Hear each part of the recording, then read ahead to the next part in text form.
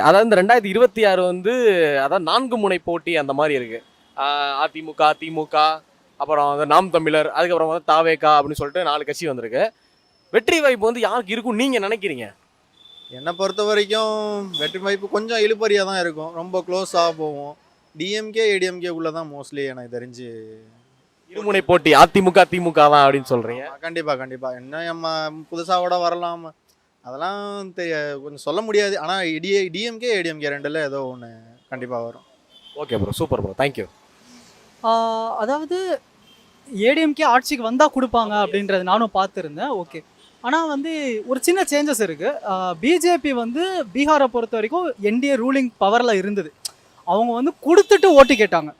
ஆனால் இங்கே வந்து நீங்கள் நாங்கள் வந்தோம்னா நான் கொடுப்பேன் அப்படின்னு சொல்கிறாங்க. ஸோ ரெண்டுத்துக்கும் டிஃப்ரென்ஸ் இருக்குது. ஒன்று. ரெண்டாவது ஒன்று என்னென்னா, இது இந்தியாவுக்கே ஒரு சாபகேடாக தான் போயிட்டுருக்கு. சும்மா நான் வந்து இந்த ஃப்ரீ பீஸில் ரொம்ப நம்புறவன் கிடையாது. அதை நான் ஆதரிக்கிறவனே கிடையாது. அது எந்த பார்ட்டி கொடுத்தாலும் நான் போய் ஒரு பார்ட்டிக்கு தான் ஓட்டு போட போகிறேன். ஆனால் இந்தியாவில் எல்லா பார்ட்டியுமே எடுத்துக்கிட்டால் நான் வந்தால் இது கொடுப்பேன், 1000 ரூபா கொடுப்பேன், 2000 ரூபா கொடுப்பேன். அதில் போட்டி போயிட்டுருக்கு. நாங்கள் இங்கே அதை தரோம், நாங்கள் இங்கே இதை தரோம், நாங்கள் தான் முதல்ல ஆரம்பித்தோம், நாங்கள் தான் முதல்ல அறிவித்தோம் அப்படின்னு ஒவ்வொரு கட்சி ஒன்று சொல்லிட்டு இருக்கு. ஸோ ஃப்ரீ பீஸை பொறுத்த வரைக்கும் எனக்கு அதில் பெரிய ஆதரவு கிடையாது.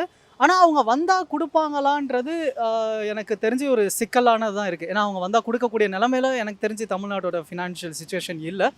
அண்ட் 2 பார்ட்டியுமே எனக்கு தெரிஞ்சு வந்தால் 2000 தருவேன் அப்படின்னு சொல்லியிருக்காங்க.